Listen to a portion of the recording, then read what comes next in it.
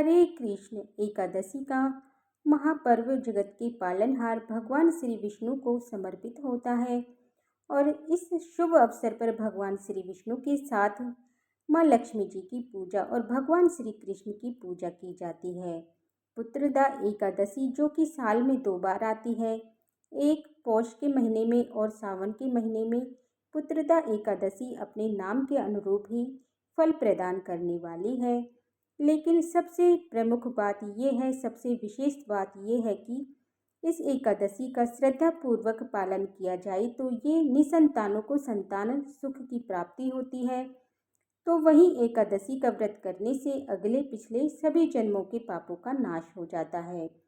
पुत्रदा एकादशी किस प्रकार हमारे समस्त पापों को जलाकर भस्म कर देती है, इसका वर्णन हमारे पुराणों में मिलता है, जिसके अनुसार एक बार एक राजा अपने पूर्व जन्म के पाप से ग्रसित होकर इस जन्म में निसंतान हो गया। वह संतान प्राप्ति की कामना रखता था, लेकिन पूर्व में किए गए उसके कर्मों का फल उसे इस जन्म में भुगतना पड़ रहा था, क्योंकि हमारे पाप कर्म तब तक ही हमारे पीछे पड़े रहते हैं जब तक हम उनका पूरी तरह से फल ना भोग लें।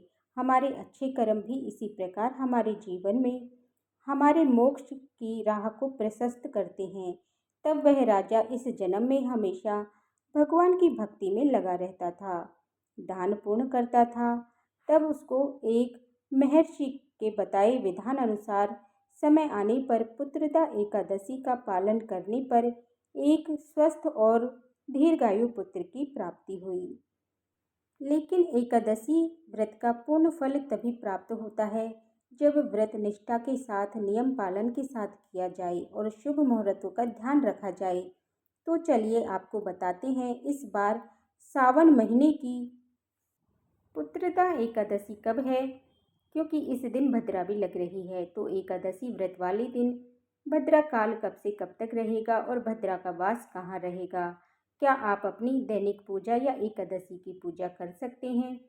10वीं तिथि के नियमों का पालन आपको कब करना होगा, हरिवासर का समय कब समाप्त होगा। अधिकतर लोग प्रश्न करते हैं कि हरिवासर क्या होता है। तो देखिए, द्वादशी तिथि में जिस दिन व्रत खोला जाता है उस दिन द्वादशी तिथि लगते ही जो 1/4 पहर होता है, यानी कि जो शुरुआत में 5 से 6 घंटे का समय होता है, वो हरिवासर का समय होता है। इस समय एकादशी के नियमों के अनुसार व्रत खोलने से बचना चाहिए। इस समय खोला गया व्रत हमेशा अधूरा रहता है और भगवान विष्णु भी ऐसे व्रत को स्वीकार नहीं करते।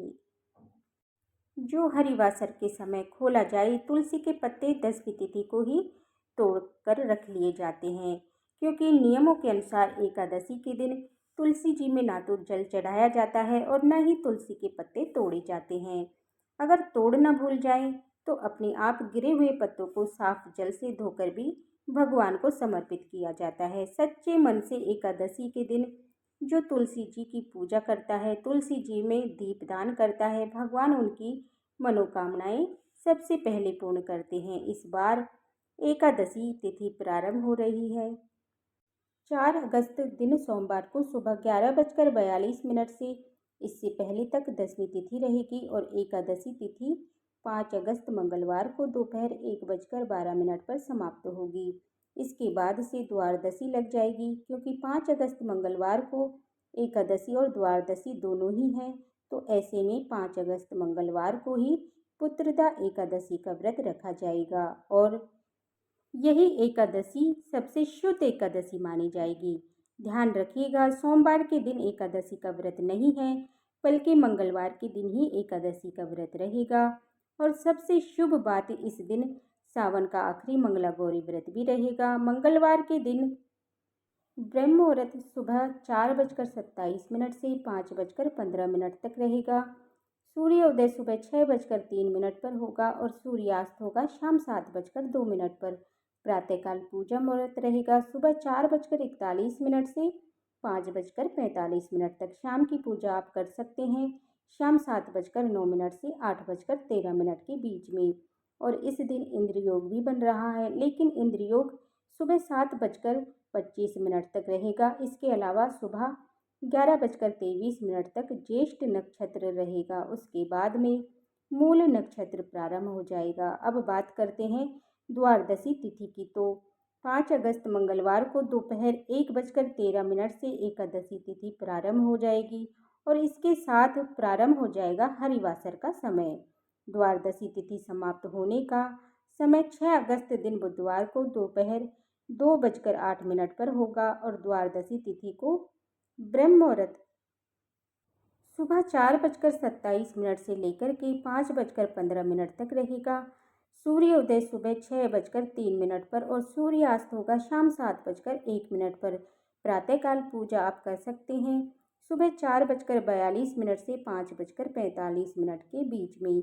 हालांकि इसके बाद में भी आप प्रातःकाल की पूजा कर सकते हैं, लेकिन जो सबसे शुभ मुहूर्त माना जाता है वो यही पूजा का मुहूर्त होता है। और शाम की पूजा आप कर सकते हैं शाम 7:08 से लेकर के रात 8:12 तक। गोधूली मुहूर्त रहेगा शाम 7:08 से 7:30 तक। राहु काल दोपहर 12 बजे से 1:30 बजे तक रहेगा और इस दिन अमृतकाल सुबह 6:14 से लेकर के 7:57 तक रहेगा।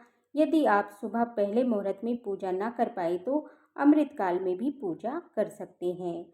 हरिवासर का समय 5 अगस्त मंगलवार को ही यानी एकादशी व्रत के दिन ही शाम 6:30 बजे तक समाप्त हो जाएगा और 6 अगस्त दिन बुधवार को एकादशी व्रत खोलने का यानी व्रत पारण करने का शुभ मुहूर्त रहने वाला है। सुबह 5:45 से लेकर के 8:26 तक। ध्यान रखिएगा व्रत का पारण आपको इसी मुहूर्त के अंदर अंदर कर लेना है। इसके बाद पारण करने का कोई भी मुहूर्त आपको प्राप्त नहीं होगा। ये थी आज की वीडियो। उम्मीद करती हूँ आपको ये जानकारी पसंद आई होगी। अगर जानकारी पसंद आई हो तो वीडियो को लाइक करके हमारे चैनल को भी ज़रूर सब्सक्राइब कीजिएगा और कमेंट बॉक्स में हरे कृष्णा अवश्य लिखिएगा।